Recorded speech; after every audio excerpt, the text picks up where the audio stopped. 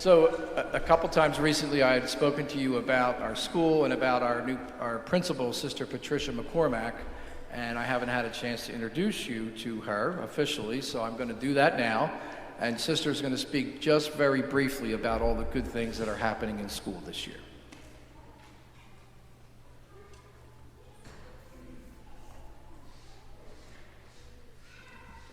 Have no fear, it won't be long, and there's no post-test.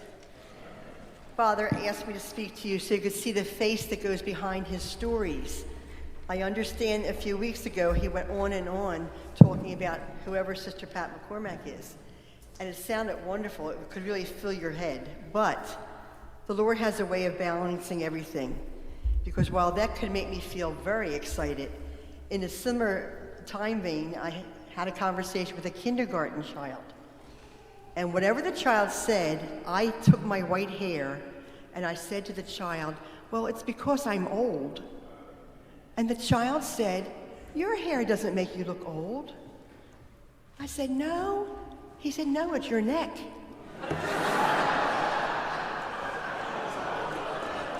So you go from the sublime to the ridiculous. They can bring you down in a second. It's my neck. The truth is I'm no spring chicken. But in the spirit of Advent, Elizabeth is one of the figures in Advent. Remember, she at her old age gave birth. So if God could do it for Elizabeth, I think God can do it for Pat McCormack too.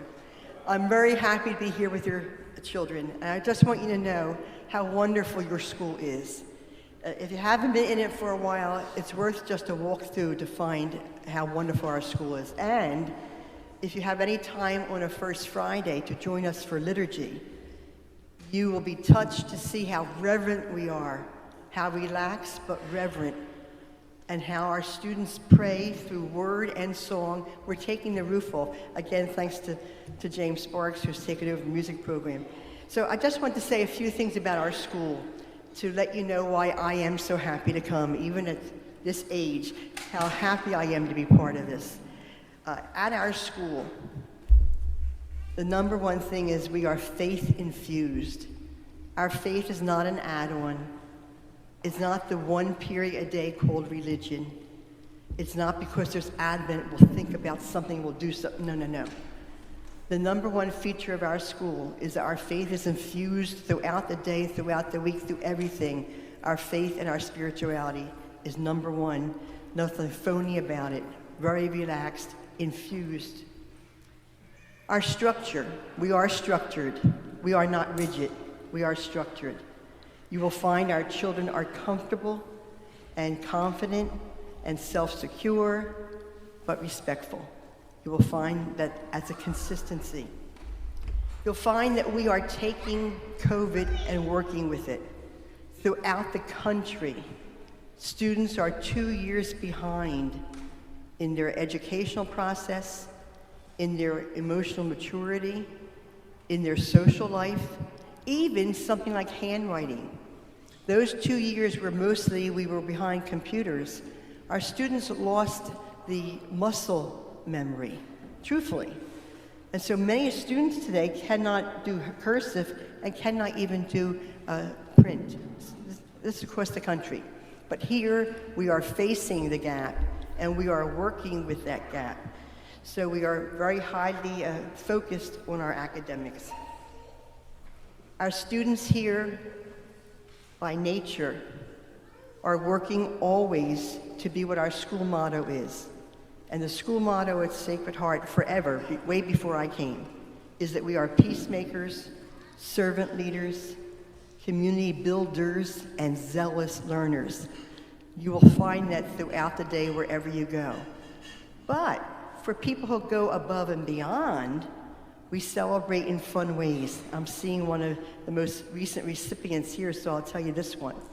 In our school, we expect all students to be exactly what I just described.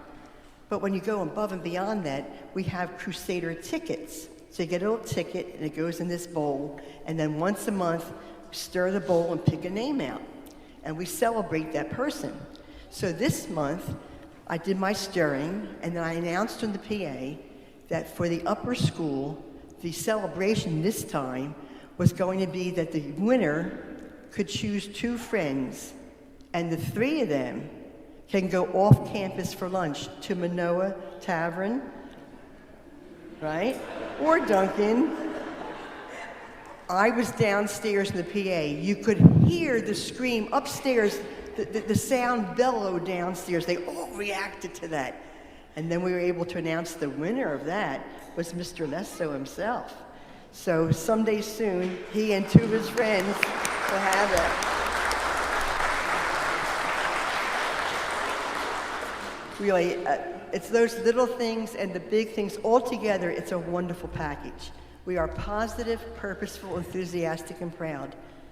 Last year when I came, my motto was, and I think any student in the school will repeat it to you, good, better, best. I will never rest until my good is better and my better is my best. And this year we've added to it above and beyond. So if you know anyone who's looking for a school that fits that description, where we are faith-infused, where academics are focused, where even our fun is focused. We even have deliberate, intentional fun related to spirituality, like a Mary Marathon Day, or Sacred Heart Day that we just finished, or Holy Week Retreat, coming up September 8th. We have marvelous things going on in our school, and most of them are student-led. What you will see happening in our school this year in particular is our students are standing up and taking more leadership. There's a sense of self-reliance growing. There's a sense of confidence growing. So anytime a student makes a suggestion, if I can possibly go with it, I do. Our student council has done any number of things already. All their suggestions are moving. The latest being, before COVID, the school used to have a Christmas play. And because of COVID, that had to stop. And last year it got replaced with a very lovely Christmas tableau that only the children saw during the school time. Well, last week or so, I get a knock on the door. There are 3 8th grade girls. Sister, may we talk to you? Yes. So they came in, they sat in front of me, one with a computer in her hand. She sets her computer up on my desktop, and they begin a conversation to tell me that when they were younger, they loved that Christmas play, and they couldn't wait to be 8th graders to be in it, and now we don't have it. And so they wanted to make a pitch for why we should have the play. They came prepared with how much it would cost. It would be this and this. There are 18 roles and there are 18 of us, but if that doesn't work, we can do this and this, and my mother does that, and we can get costumes there. They had already figured out anything that I might have said. They had already preempted me, even to the point that I said, well, I'll pray about this. I'll get back to you next week. I have to think about this. But one thing that comes to my mind right away is, this is a little late to plan this. So I can't make families come out on Friday night. I can't make them have their children come. Sister, we already thought about that. We have a tape. And if there are not enough kids, we can play the tape. And the other kids will know the songs and they can pitch it. They had an answer for everything. So how could I say no? Come to our play, December 18th. The play is back. There are just some of the many stories I could tell you that makes every day worthwhile here. Every day is a good day at Sacred Heart. So if you know anybody who's looking for a good school, who's going to really tackle what happened to COVID, who's going to be infusing the faith, just infusing, it just becomes who we are, it's part of us. This is the place to be. I love being here. And I never chose it. It wasn't my idea. The Holy Spirit had something to do with that part. But I'm so grateful at this stage, neck and all, at this stage to be able to be giving new birth. So thank you and God bless you.